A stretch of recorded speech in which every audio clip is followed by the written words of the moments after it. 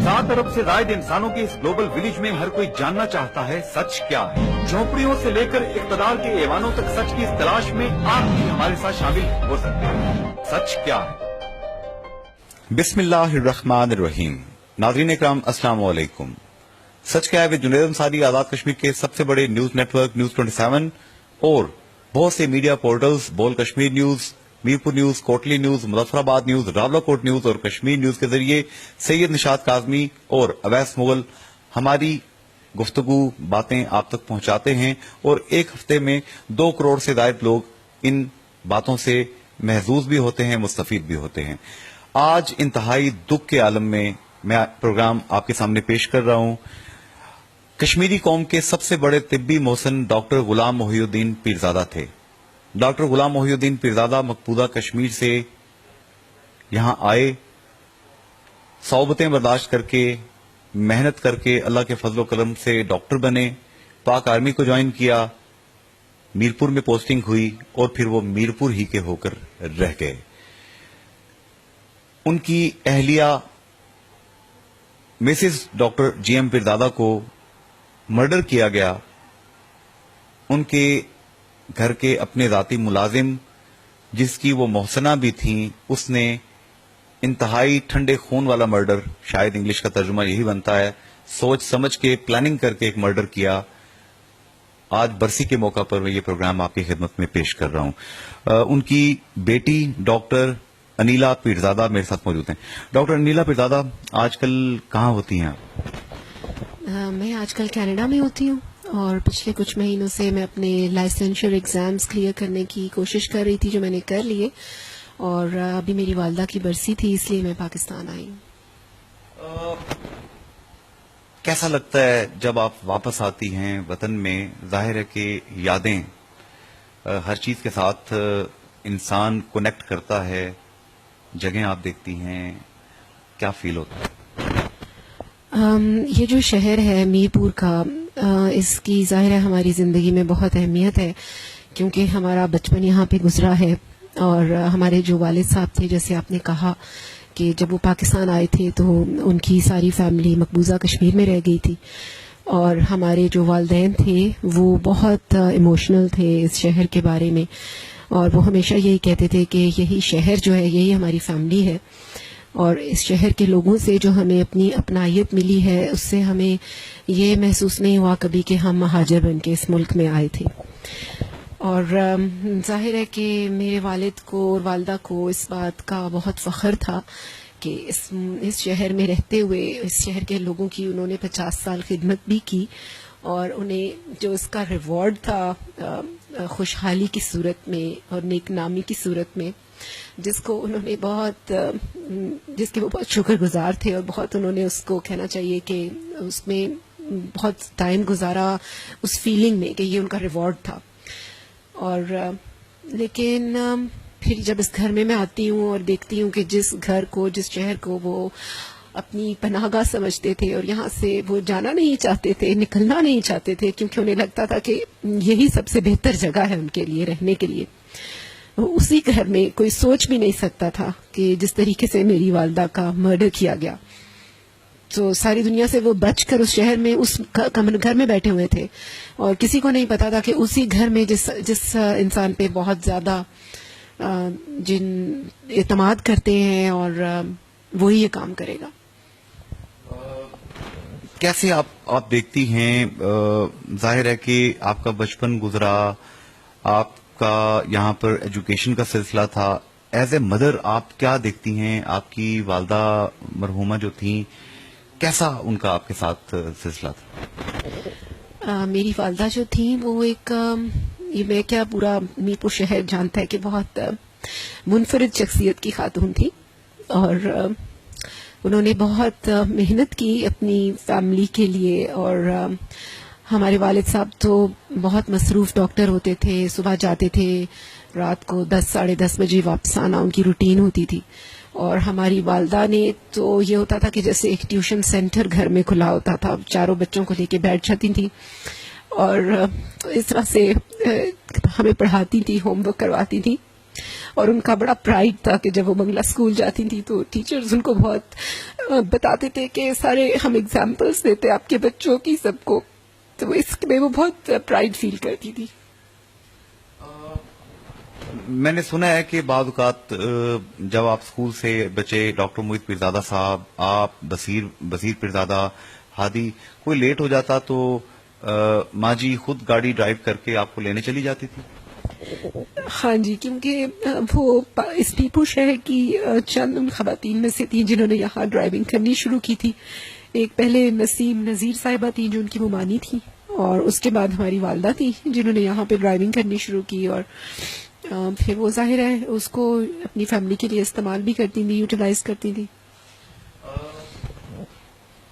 As a mother تو آپ نے جیسا کہ بتایا کہ شی واز ٹو کائنڈ، بہت ہی پیار کرنے والی، مشفق، اور اس کے ساتھ ساتھ ڈسپلنڈ، آپ کی ایجوکیشن پہ، دیگر چیزوں پہ نظر رکھنا، خیال کرنا. ایز اے وائف آپ کیا دیکھیں گی ان کو؟ اب آپ خود بھی ظاہر ہے کہ ازدواجی زندگی گزار رہی ہیں. ڈاکٹر جی ایم پیرزادہ صاحب کے ساتھ ان کا کیا سلوک تھا؟ ہاں، ہمارے والد جو تھے وہ بہت ہمدرد ڈاکٹر تھے، بہت محنتی ڈاکٹر تھے، اور ان کا ذہن جو تھا وہ سارا وقت اپنے مریضوں کے بارے میں سوچتا رہتا تھا. جب وہ گھر آتے تھے کھانے کی ٹیبل پہ بھی وہ ہماری والدہ کو پیشنٹس کی ہسٹری سناتے رہتے تھے، سارے شہر کے لوگوں کے بارے میں بتاتے رہتے تھے کہ کس کو کیا مسئلہ چل رہا ہے. اور پھر کھانے کے بیچ میں ان کو کوئی کال آ جاتی تھی، کھانا چھوڑ کے چلے جاتے تھے، پھر رات کے 2-2:30 بجے تک وہ اس کے بعد واپس آتے تھے، مریضوں کے ساتھ ہاسپٹل میں بیٹھے رہتے تھے، اور ہماری والدہ ان کا انتظار کرتی تھی، جاگتی رہتی تھیں جب تک وہ واپس آتے تھے. اور بہت ہی ذمہ دار خاتون تھی. ڈاکٹر جی ایم پیرزادہ صاحب سے چونکہ میری بہت سلام علیک رہی، اور ایک انتہائی ٹف لائف گزار کے وہ اس مقام تک پہنچے. ان کی دیانتداری، کمٹمنٹ، اور لوگوں کے ساتھ محبت اور غریب پروری جو ہے، پورا شہر، پورا علاقہ، پورا کشمیر اس کا گواہ ہے. آپ بتائیے کہ آپ اپنے فادر کو یاد کرتی ہیں، ماں کا تو میں نے پوچھ لیا آپ سے، تو کیا ذہن میں کیا آتا ہے؟ مجھے تو لگتا ہے کوئی درویش تھے وہ.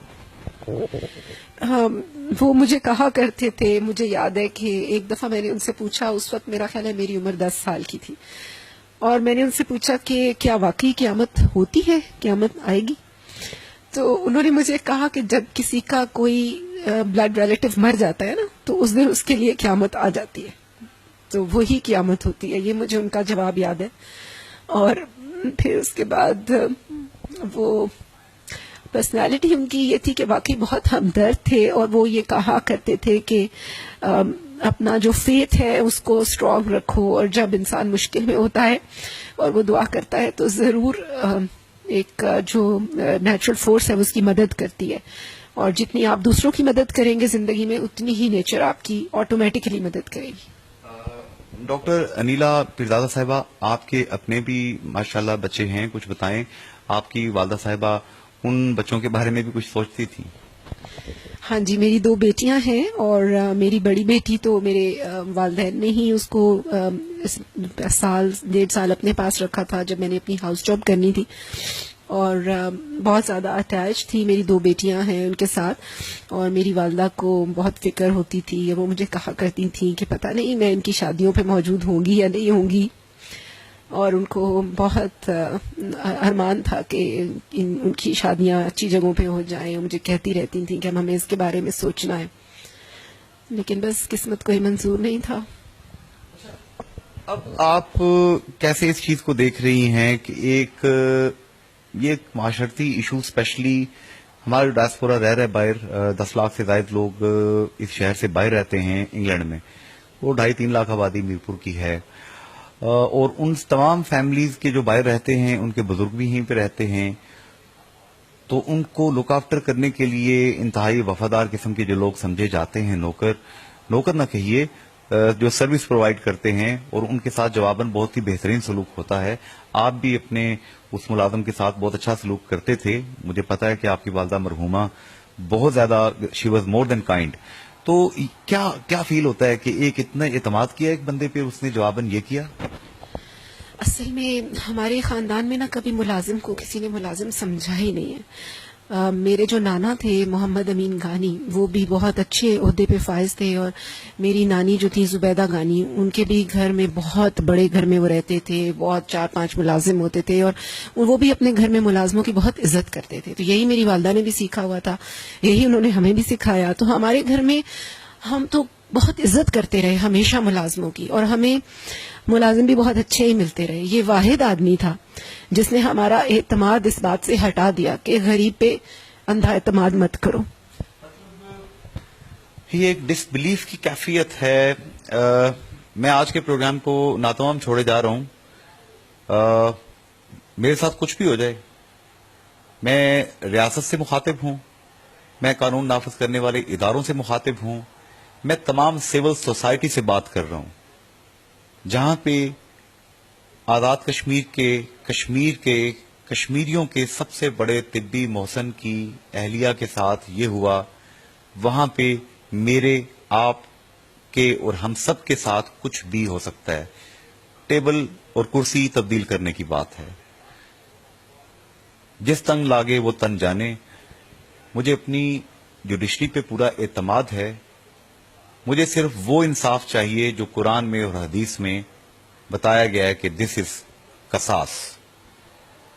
آنکھ کے بدلے آنکھ، کان کے بدلے کان.